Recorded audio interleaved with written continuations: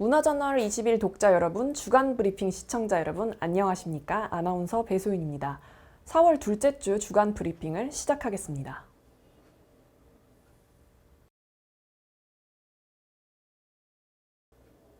배달의 민족이 4월 1일부터 적용한 새 수수료 체계가 말썽을 빚고 있습니다. 배달의 민족이 정액 수수료 광고 위주의 운영 방식을 정률 수수료 체계로 바꿨는데요. 대다수 가맹점이 이용하는 기존의 정액 수수료 제도는 한 달에 88,000원을 내면 치킨, 피자와 같은 카테고리 내에서 배너 한 칸을 원하는 지역 내에서 무작위 순으로 노출해줍니다. 그런데 이 체계에서는 한 업체가 배너를 무제한으로 살 수 있는 허점이 있고, 이를 간파한 일부 업소가 광고 노출과 주문을 독식하는 부작용이 따랐습니다. 이런 행위를 일명 깃발 꽂기라고 부르는데, 많게는 30에서 40개, 심지어 100개까지 꽂는 업체가 나와 특정 업체가 옆 동네 주문까지 휩쓸어가는 등 노출을 독점하는 현상이 발생했습니다. 이에 비해 새 수수료 체계는 주문 금액의 일정 비율을 수수료로 내야 상단에 노출할 수 있고, 여러 개의 광고를 동시에 노출하는 것도 불가능한 상황입니다. 따라서 배달의 민족 측은 영세 업소와 신규 사업자는 비용 부담이 줄어드는 구조로 가맹점의 52.8%는 새 서비스 체계에서 수수료 부담이 준다고 반박했습니다. 하지만 소상공인 연합회는 입장문을 내고 기존보다 수수료를 적게 내는 구간은 월 매출 155만 원 이하인데, 이는 하루 매출이 5만 원에 불과한 것으로 대부분 업체는 수수료가 늘어난다고 밝혔습니다. 이렇게 논란이 커지자 배달의 민족 운영사인 우아한 형제는 지난 6일 영세업체와 신규 업소에 주로 신경을 쓰다 보니 비용 부담 업소의 입장을 헤아리지 못했다며 공식 사과하고, 새로 도입한 요금 체계의 틀은 그대로 유지하되 개선책을 마련하겠다고 밝혔습니다. 그러나 지난 4일 이재명 경기도지사가 소상공인 연합회 논평과 비슷한 내용의 글을 자신의 페이스북에 올리며 배달의 민족을 저격했습니다. 이 지사는 배달의 민족이 요금제 개편에 대해 사과한 후인 지난 7일에도 소비자와 국민이 무섭다는 걸 보여달라며 배달앱을 대체할 공공앱 개발 전까지 배달앱 대신 전화로 음식을 주문하자고 제안했습니다. 여기에 정치권도 합세해 더불어민주당이 배달의 민족의 요금제 개편이 소상공인에 큰 부담이 된다며 수수료를 낮추기 위한 특별법 입법 등의 방법을 모색하겠다고 밝혔습니다. 이렇듯 배달의 민족을 향한 공세가 거세지자 이번에는 스타트업 업계가 목소리를 내기 시작했습니다.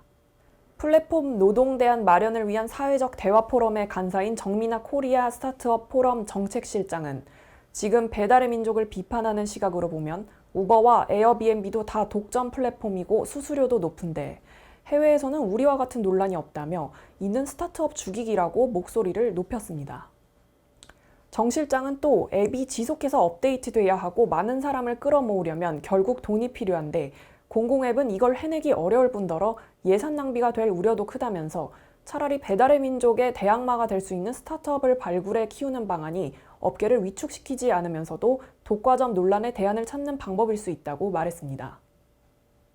반면 음식점 업주들은 그동안 배달앱들이 보인 행태를 규탄하며 공공앱의 등장을 기대하고 있는 상황이어서 배달 수수료 개편 문제가 어떤 결론에 이를지 귀추가 주목되고 있습니다.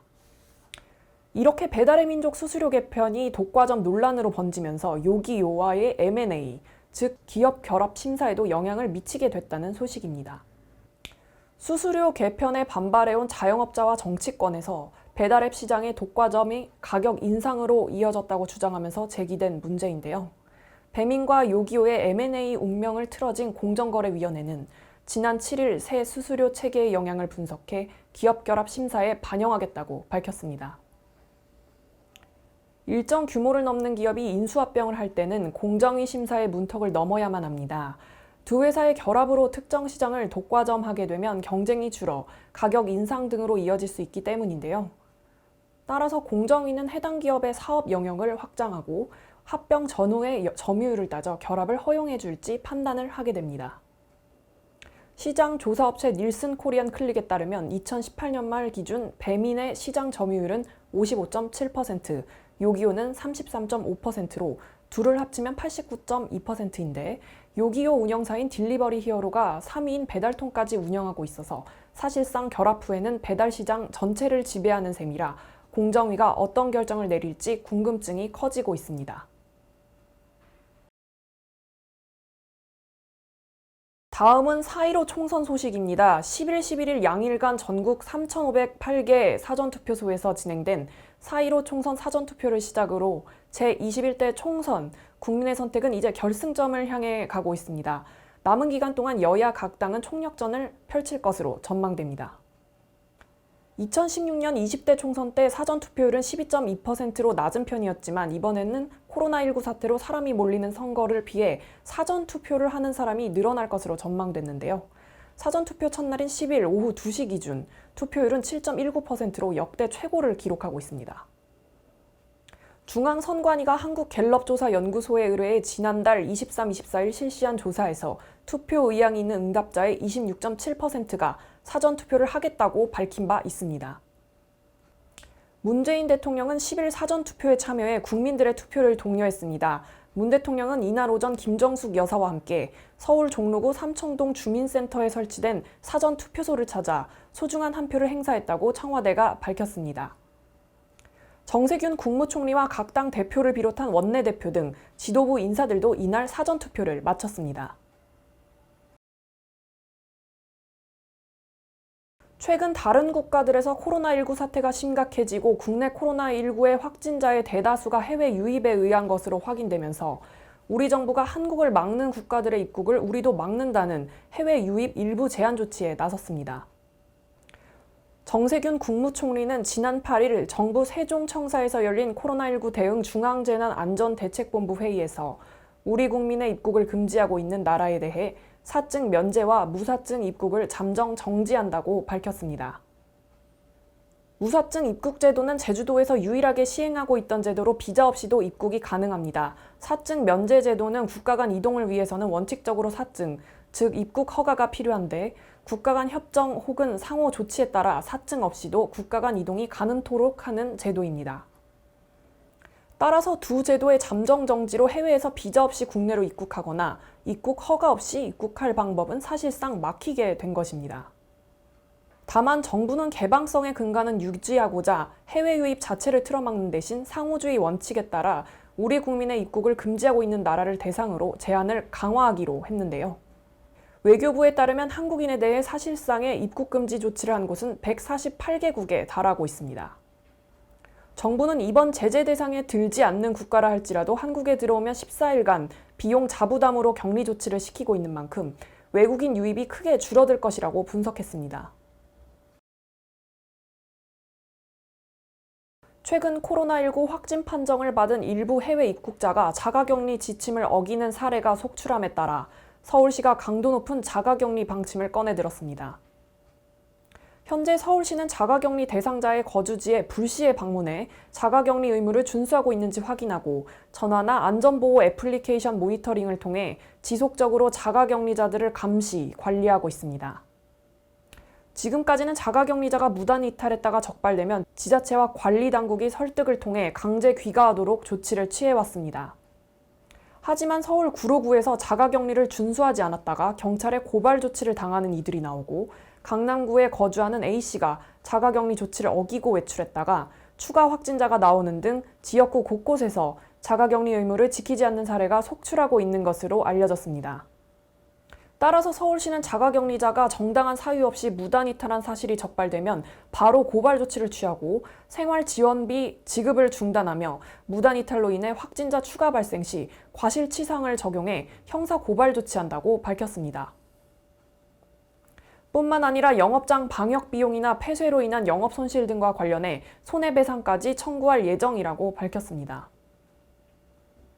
이에 앞서 정부도 감염병 예방법 개정에 따라 자가격리 위반자에 대한 처벌을 대폭 강화해 300만 원 이하 벌금형에서 1년 이하의 징역 또는 1,000만 원 이하의 벌금형으로 처벌 수위를 올린 바 있어 정부와 지자체가 함께 자가격리자 무단 이탈을 철저히 방지한다는 방침입니다.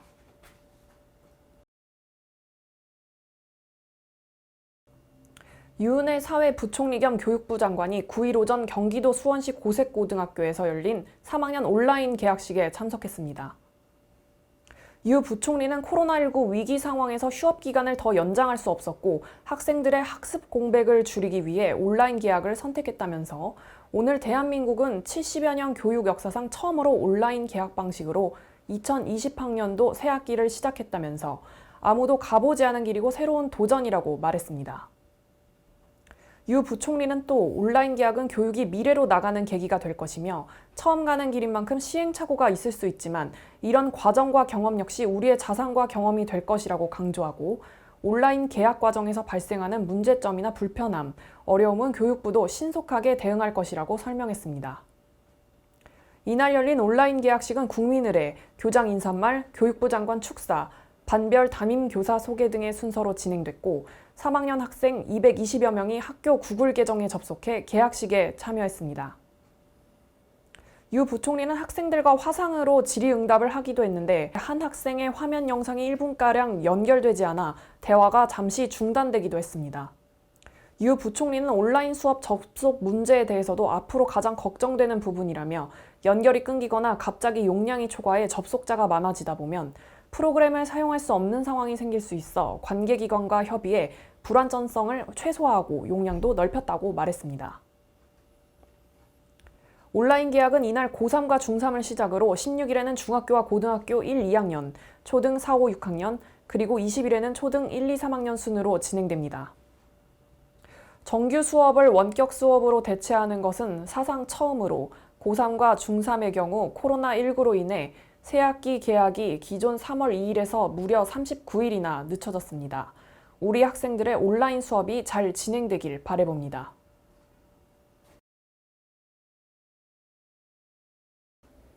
문학의 뉴스입니다. 코로나19 확산 방지를 위해 공연을 잠정 연기한 국립극장이 공연 실황 전막 영상을 온라인으로 상영하는 가장 가까운 국립극장을 5월 초까지 확대합니다. 3월 25일 첫 선을 보인 국립창극단 패왕별이는 8일까지 이어졌고 후속작 5편이 각각 일주일씩 온라인에 공개됩니다.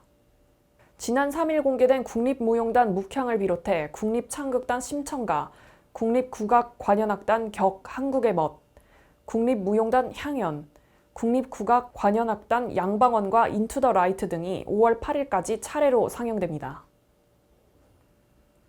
코로나19로 무거워진 국민들의 일상에 작은 위안과 즐거움을 선사하는 것이 목적인 만큼 국립극장은 기존 관객은 물론 더 많은 국민이 전통 예술 공연을 보다 쉽게 즐길 수 있도록 작품성과 대중성 등을 다각적으로 고려해 대표작을 엄선했다고 밝혔습니다. 창극 실황 영상은 사설에 대한 이해를 돕고자 국문 영문 자막을 제공합니다. 지난 3월 25일 공개한 패왕별이 공연 실황 전막 영상은 2주간 4만 6천여 건, 묵향은 6일간 2만 7천여 건 조회됐습니다. 같은 공연을 짧게 편집한 하이라이트 영상 대비 약 6배에 달하는 조회수인데요. 김철호 극장장은 예술가들과 제작진들이 한마음으로 뜻을 모아주셨기에 사회적 거리두기 기간 동안 전막 상영이 가능했다고 말했습니다.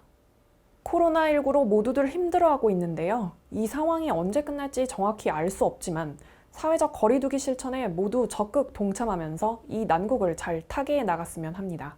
이번 주 수요일은 제21대 국회의원 선거일입니다. 사전 투표를 하지 않으신 분들은 소중한 한 표를 꼭 행사하시기 바랍니다. 감사합니다.